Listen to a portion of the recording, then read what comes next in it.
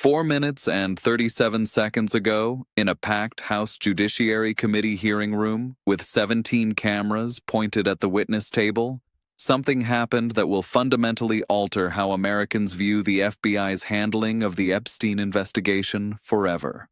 The air conditioning hummed in that particular way it does when a room goes completely silent, when every person present understands they are witnessing something historic.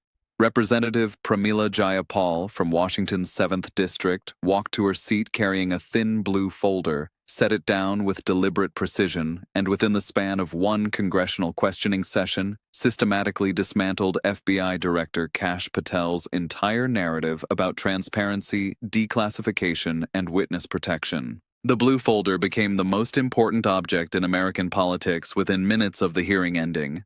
Not because of its color or its contents alone, but because of what Jayapal methodically extracted from it, one devastating document at a time, each one contradicting something Patel had previously testified under oath.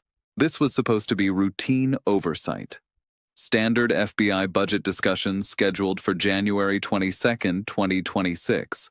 The kind of hearing where Republicans praise operational efficiency and Democrats press on civil liberties concerns before everyone reads prepared statements and goes home. Washington theater at its most predictable. The hearing room had been set up the same way it always was: long witness table at the front, rows of chairs arranged in a precise semicircle, cameras positioned at angles calculated for maximum coverage. Press gallery packed with reporters who had covered dozens of these sessions, most expecting another day of partisan sparring that would generate a few headlines and disappear by evening news. Patel arrived 13 minutes early, flanked by 3 attorneys whose leather briefcases contained pre-approved responses to every anticipated question. He wore his usual expression of bureaucratic confidence, that carefully cultivated mask of someone who has rehearsed every deflection, prepared every non-answer, practiced every technique for appearing transparent while revealing absolutely nothing. The first 2 hours proceeded exactly as his legal team had scripted. Republican members lobbed questions about border security successes and counterterrorism operations. Patel delivered smooth, practiced answers with that tone that sounds like cooperation but commits to nothing specific. Democratic members pressed on controversial firings and suppressed investigations.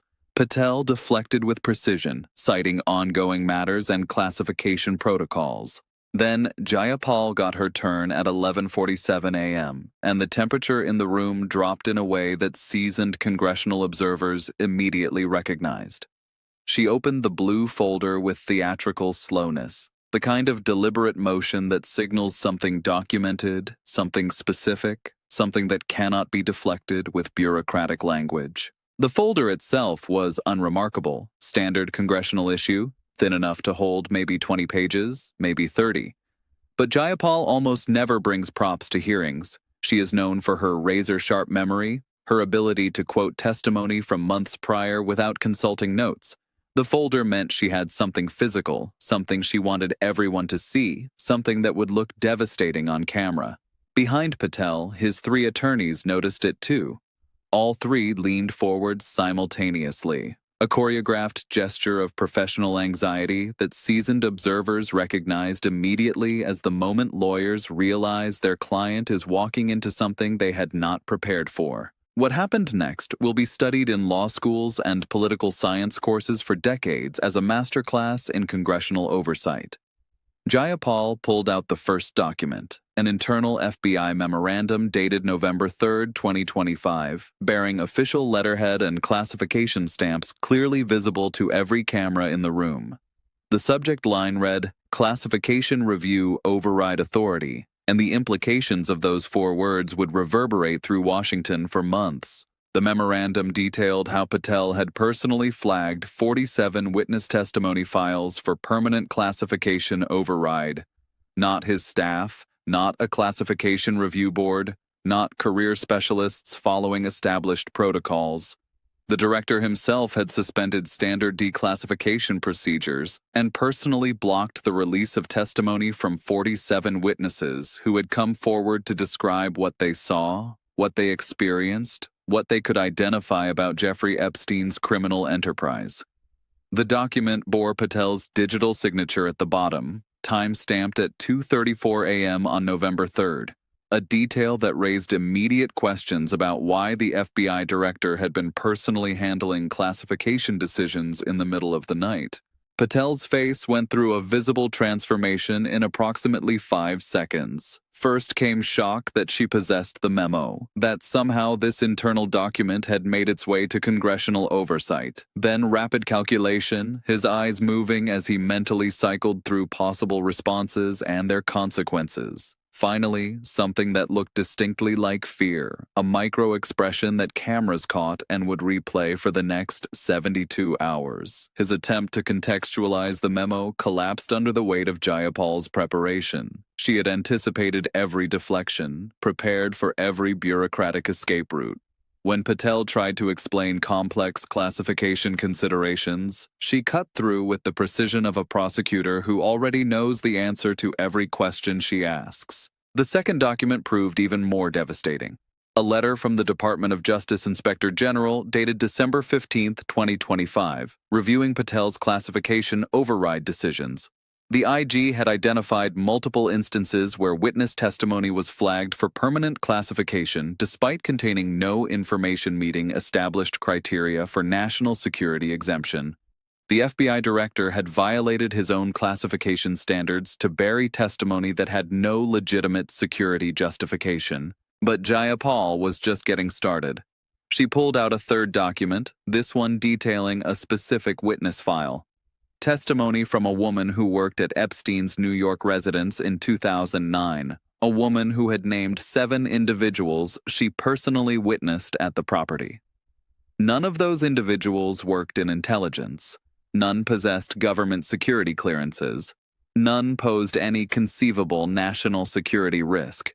Yet Patel had classified her testimony as permanently restricted. The classification review notes revealed the truth in bureaucratic language that somehow made it more damning. Patel's deputy director had written that despite no intelligence equities, public release would create unacceptable political complications, not national security threats, not intelligence risks, political complications. The room erupted with that particular chaos that occurs when something truly explosive enters the congressional record.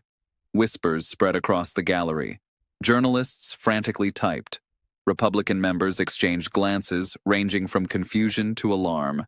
And Patel sat frozen, visibly sweating under lights that suddenly seemed much hotter. Then Jayapal pulled out the document that transformed this from a scandal about classification procedures into something profoundly moral. A witness file for Maria Santos, 19 years old when Jeffrey Epstein trafficked her, who had testified to the FBI in 2010, naming 6 men who assaulted her. 6 men she could identify, describe in detail, testify against in court. 15 years she had waited for justice. 15 years of living with the knowledge that she had come forward, had told the truth, had given law enforcement everything they needed. And Patel had decided that protecting those 6 men was more important than allowing Maria Santos to be heard. Jayapal's voice cracked slightly when she said the name, the first and only moment of raw emotion she displayed, and that tiny fracture in her prosecutorial composure made the moment even more devastating. The shift in the room was palpable. This was no longer about bureaucratic protocols or political point scoring. This was about a woman who had been trafficked as a teenager and an FBI director who had buried her testimony to protect her abusers. The human cost of Patel's decisions suddenly had a name, an age, a story.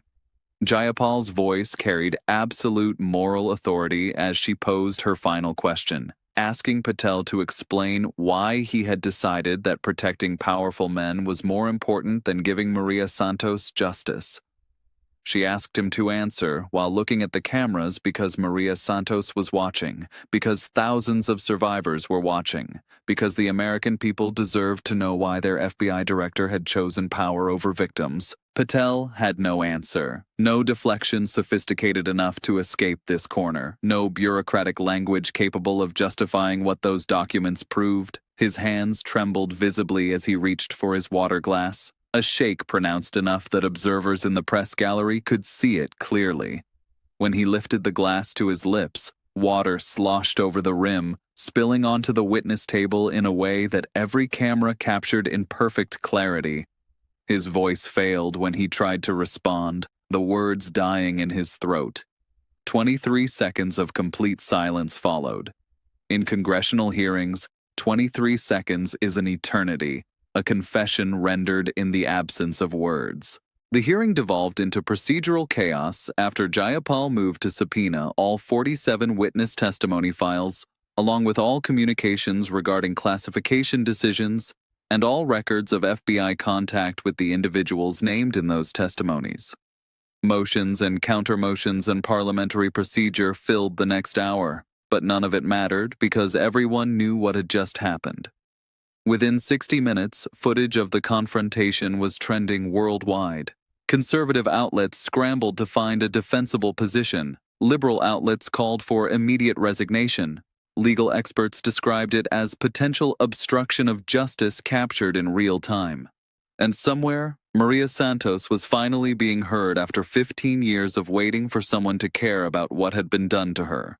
The blue folder became a symbol that transcended its physical form. It represented 47 survivors who had named their abusers, 47 testimonies that Kash Patel had decided to bury, 47 acts of courage met with institutional betrayal. Not for national security, the documents proved, but for political complications. Congressional observers who have covered Capitol Hill for decades struggled to find a comparable moment. The systematic nature of Jayapal's presentation, the documentary evidence backing every accusation, the moral clarity of the final question about Maria Santos, all combined into something that felt less like a hearing and more like a reckoning. Patel walked out of that committee room knowing his career had fundamentally changed, not because of partisan attacks or political differences, but because a Democratic congresswoman had asked him to explain why he protected powerful predators instead of their victims, and he had sat there in silence with no answer to give. The clip is still spreading across every platform. The subpoenas are being drafted. Maria Santos finally has someone fighting for her in the halls of power. And that blue folder, that unremarkable thin blue folder, exposed what months of careful bureaucratic language had tried to hide. Sometimes accountability does not require lengthy investigations or complex legal proceedings. Sometimes it just requires one person willing to bring the right documents, ask the right questions, and refuse to accept carefully crafted non-answers when human lives hang in the balance. 4 minutes and 37 seconds. That is how long it took for Pramila Jayapal to prove that the FBI director had lied about transparency, violated classification standards to protect the powerful, and buried testimony from survivors who deserve justice. 47 witness files, 1 blue folder, and a question Kash Patel could not answer about why he chose power over accountability. The hearing ended at 3:42 p.m., but the consequences had only just begun. The documents are now part of the congressional record. The video will be studied for years. And Maria Santos, after 15 years of being silenced, finally has proof that someone in Washington is willing to fight for survivors instead of their abusers.